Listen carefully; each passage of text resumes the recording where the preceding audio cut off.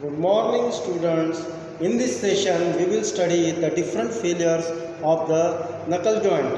If knuckle joint is subjected to tensile load, the assembly of the knuckle joint is subjected to tensile load, then we will see the different failures of the different components. There are three components, that is the rod end, second is fork end and knuckle pin. So let us take the different failures of the rod end.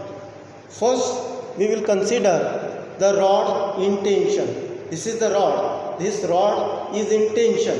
I am applying the tensile load. In this type failure will occur. Suppose this is the rod. The rod shows the tensile failure of the rod. This is the rod. Rod will fail at XX section.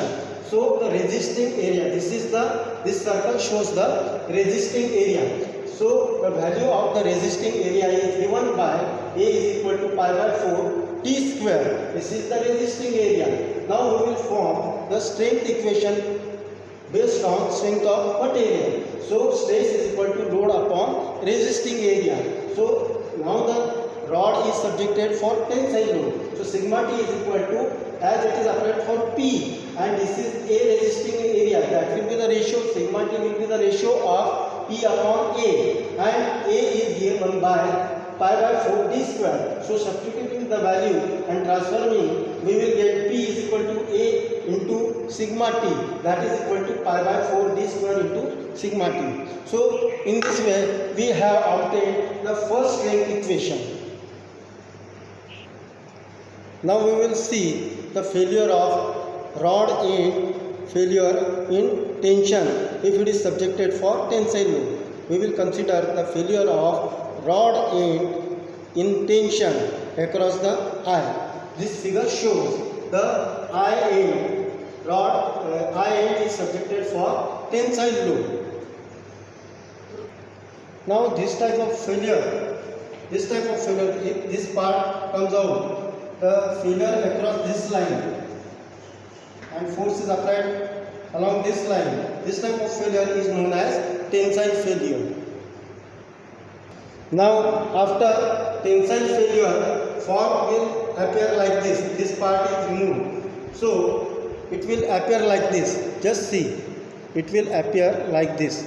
So the resisting area, the hatching shows the resisting area. This is the front view of the hatching area, and hatching area or resisting area is given by D2 minus D1 in the bracket into T, where T is the thickness and D1 is the diameter of pin and D2 is the outer diameter of the eye. This is the resisting area, and now we will form the strength equation based on strength of material, that is load is equal to area into tensile stress. So putting the value of area, that is D2 minus D1 in the bracket into T multiplied by sigma T.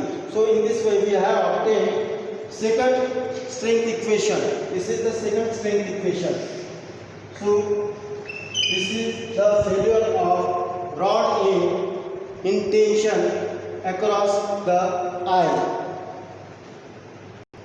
Suppose after application of load, the failure occurs this type, means load is applied in this direction and this is the resisting area.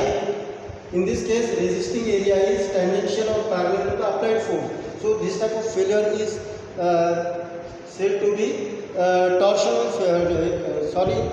shear failure, direct shear failure. This type of failure is known as direct shear failure, because direction of load is parallel to the or tangential to the resisting area.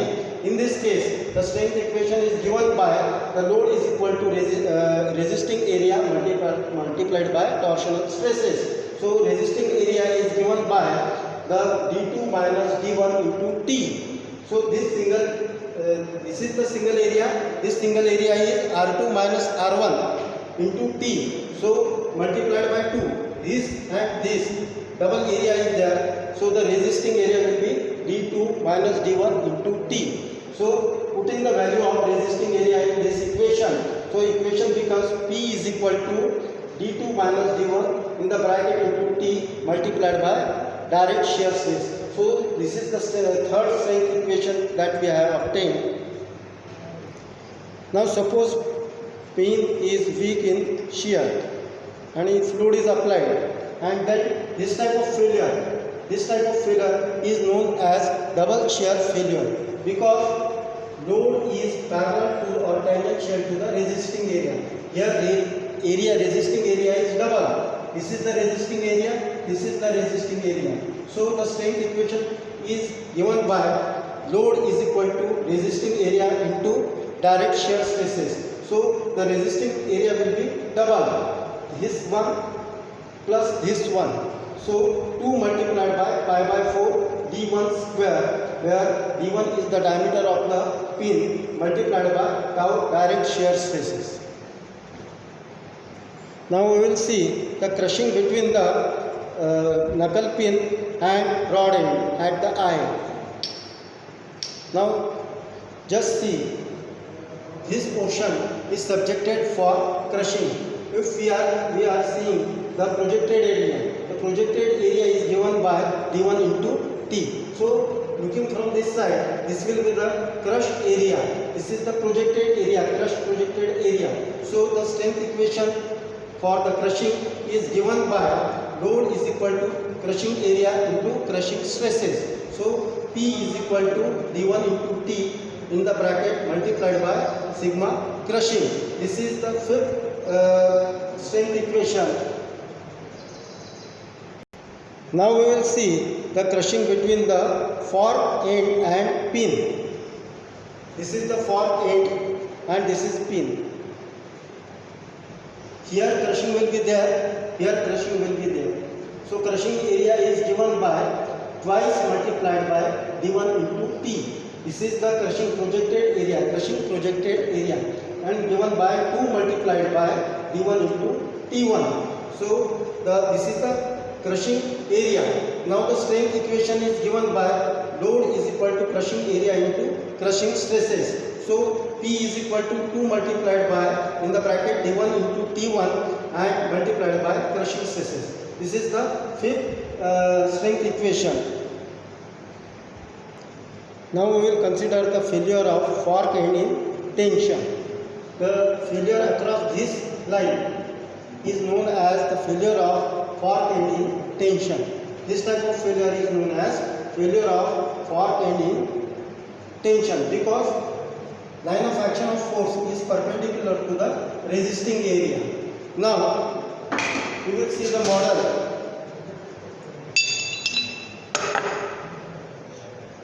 This type of failure is known as the tensile failure of the fork. So these are the resisting area. Here resisting area is shown by the shaded portion, or front view is given by like this.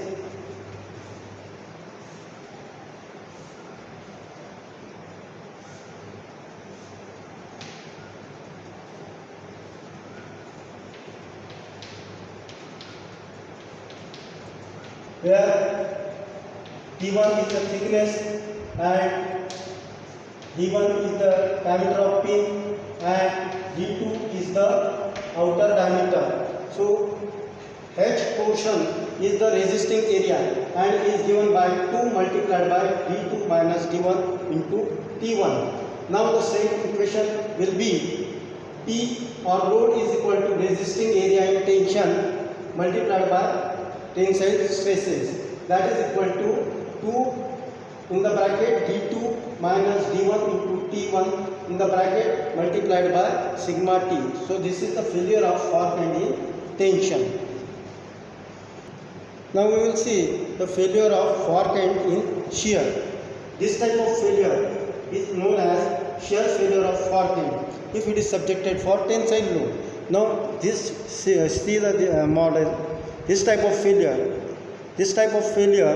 is known as shear failure, direct shear failure, because the direction of force is parallel to or tangential to the resisting area. So this type of failure is known as shear failure.